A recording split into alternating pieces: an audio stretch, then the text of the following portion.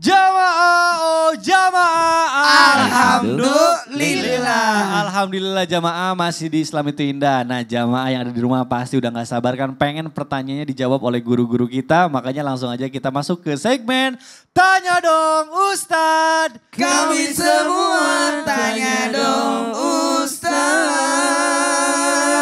Masya Allah, Alhamdulillah pertanyaannya masih banyak banget. Tapi insya Allah nih udah dipilih oleh tim kreatif Islam itu indah. Oke baik, ini dari pertanyaan pertama dari Instagram @delafrht13_. Bismillah, Assalamualaikum Pak Ustadz. Bagaimana ya jika mertua selalu ingin memisahkan anak saya dengan saya. Dan suami juga selalu bela dan pilih ibunya dibanding saya. Dosa gak sih Pak Ustadz jika saya tidak mau tinggal di rumah mertua. Dan saya pengen banget tinggal ke rumah orang tua saya aja dengan anak. Sedangkan suami saya tetap ingin tinggal dengan ibunya. Saya harus bagaimana Pak Ustadz? Saya benar-benar enggan tinggal dengan mertua. Capek hati saya. Apalagi ketika anak saya dibawa oleh saya, mertua selalu sok-sokan nangis kayak gak boleh. Padahal kan sama ibunya. Saya harus bagaimana Pak Ustadz? Tolong jawab, saya bingung. Terima kasih. Ustadz Maulana silakan. Masya Allah, tabarakallah. Inilah kehidupan rumah tangga yang luar biasa. Berumah tangga. Rumah yang pakai tangga. Berarti bertangga. Berarti makin kita naik, makin lama rumah tangga itu makin naik derajatnya. Maka persoalan itu ada banyak masalah. Jauh dari mertua juga ada masalahnya. Dekat dengan mertua ada masalah. Satu rumah dengan mertua apalagi. Maka yang paling penting tanamkan sifat berkasih sayang. Dan menebar kebaikan itu ya. Berkasih sayang menebar kebaikan. Begini, berkasih sayangnya bagaimana? Coba pindahkan, alihkan diri kita kepada sisi mertua. Gimana perasaan sosok ibu yang ditinggal anak? Coba. Ibu yang ditinggal anak otomatis sedih. Begitulah perasaan mertua yang ditinggal oleh anaknya yang sudah menikah. Pertanyaannya, aku harus ikut bagaimana? Jawabannya, engkau harus bersama dengan suamimu. Karena istri itu sudah berada di bawah naungan suaminya. Tanggung jawab suami. Kan sudah dinikahi. Maka solusi yang terbaik bersabar dan mencari keridhaan Allah. Kuncinya cuma satu. Bersabar dan mencari keridhaan Allah. Kunci satu. Apa tuh kuncinya? Menjadikan mertua adalah orang tua sendiri. Waduh luar biasa. Jadi udah gak ada kalimat mertua. Nggak Ibunya ada. berarti anggap Nggak itu ada. sebagai ibu. Masya Allah, betul. Jadi anggap itu adalah ibu kita sendiri, Ibu ibu kita kandung sendiri. kita sendiri, Masya Allah. Cuma gak enak saya ngomongin. Kenapa? Mereka punya batas waktu, kita punya panjang waktu. Betul. Banyak betul, waktu. Betul. Nanti kau menyesal, betapa banyak menantu menyesal setelah mertuanya sudah tidak ada. Ya Allah. Baik, mudah-mudahan terjawab ya jamaah. Kita lanjut ke pertanyaan berikutnya. Ada pertanyaan dari Instagram @nenden_ayu92. Assalamualaikum, waalaikumsalam warahmatullahi wabarakatuh. Ustadz izin bertanya, kalau di media sosial ada komentar-komentar hujatan, bulian, atau termasuk gibah, kita nggak ikutan tapi kita cuma membacanya. Apakah ikutan dosanya?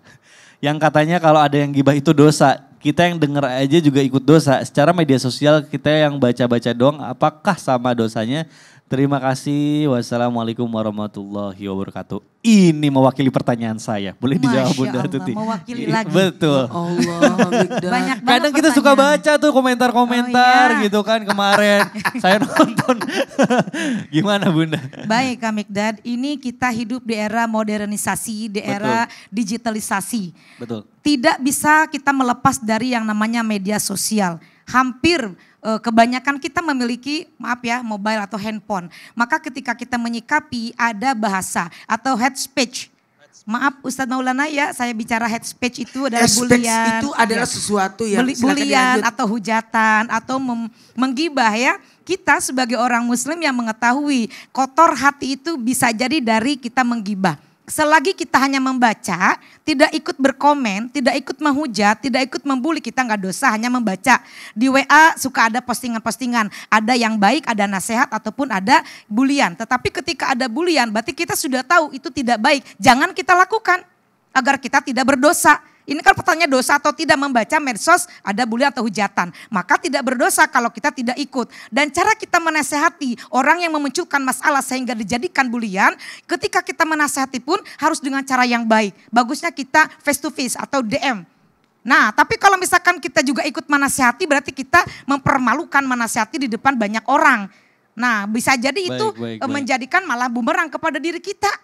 Serba salah sih sebetulnya. Jadi kalau mau nasihati jangan di media sosial ya Bunda. Ya, gitu. Karena berarti kita mempermalukan orang. Ya bisa Ayo jadi Bunda kita, langsung ya, makanya ketika kita bermedsos harus cerdas. Betul. Harus kita bisa memilih dan memilah. Mana yang baik kita lakukan, mana yang tidak kita lakukan. Lebih baik kita diam. Betul.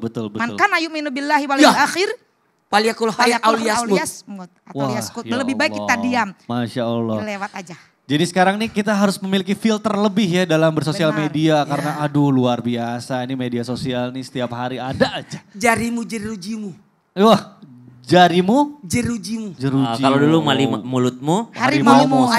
Sekarang Ustaz apa? Jarimu jerujimu. Ya Allah, alhamdulillah jamaah luar biasa nih. Hari ini kita sudah membahas tema yang sangat luar biasa karena dosa orang lain itu juga bisa berkaitan dengan kita jika kita memiliki tanggung jawab terhadap orang tersebut. Nah makanya insya Allah di akhir ini kita akan menarik kesimpulan dan insya Allah akan ditutup oleh doa. Silahkan guru kita Ustadz Syam. Bismillahirrahmanirrahim. Tabi guru-guruku. ومن يعمل من الصالحات من ذكر أو أنثى وهو مؤمن فأولئك يدخلون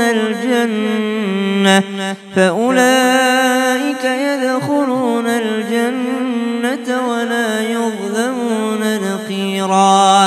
Maka bagi mereka yang beramal soleh dari laki-laki ataupun perempuan dan mereka beriman, maka bagi mereka surga dan tidak akan pernah dizolimi sedikit pun dari apa kebaikan yang pernah mereka lakukan. Artinya kita itu akan mendapatkan apa yang kita telah tanam di dunia. Apa yang kita tanam itu yang akan kita tuai di akhirat. Kemudian yang kedua, masing-masing di antara kita punya tanggung jawab. Minimal tanggung jawab terhadap organ-organ yang telah Allah berikan kepada kita. Mata ini kita bertanggung jawab atasnya. Kedua kaki ini kita bertanggung jawab atasnya. Jangan sampai di hari kiamat kita dimintai pertanggungjawaban karena kita tidak menggunakannya dengan sesuai fungsinya dengan baik. Kemudian kita juga punya tanggung jawab terhadap orang lain. Qu anfusakum wa ahlikum nara. Jaga dirimu dan keluargamu daripada api neraka. Banyak di antara kita yang sibuk untuk mengubah orang lain, memperbaiki orang lain. Padahal belum tentu kita bisa memperbaikinya. Hidayah itu dari Allah Subhanahu wa taala. Maka pesan guru kita, cukup perbaiki dirimu, insya Allah dengan engkau berubah lebih baik, engkau bisa memberikan pengaruh baik terhadap orang lain. Banyak yang memperingati istrinya, anak-anaknya, tapi dia lupa menjadi seorang ayah dan suami yang baik. Maka mulai daripada diri kita sendiri. Bismillahirrahmanirrahim.